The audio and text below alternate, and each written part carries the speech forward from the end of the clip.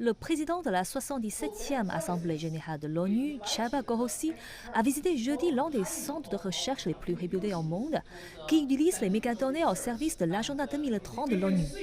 Les scientifiques chinois lui ont montré comment l'extraction, le partage et l'analyse des données pouvaient faire la différence et accélérer la réalisation de l'objectif de développement durable à l'horizon 2030 de l'ONU, qui porte sur un large volet de défis du monde, allant de l'éradication de la pauvreté à l'accès à l'eau potable pour tous.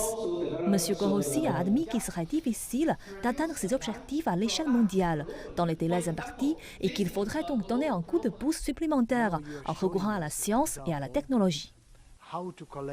Maintenant, vous nous montrez un exemple de la façon de collecter les données, de les traiter pour évaluer l'objectif de développement durable et les rendre accessibles pour tous.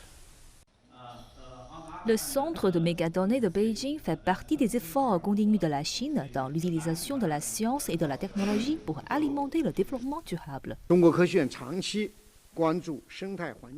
Le monde est confronté à des défis allant de la pauvreté à la biodiversité.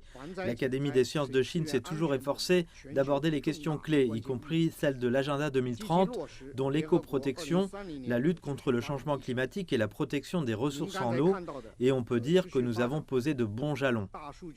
Selon le directeur du centre, les mégadonnées ont montré que si la Chine réussit à atteindre certains objectifs de développement durable en avance, ce sera une autre histoire à l'échelle mondiale. La pandémie de Covid-19 a notamment ralenti le processus, laissant certaines populations même en recul dans certains domaines de développement.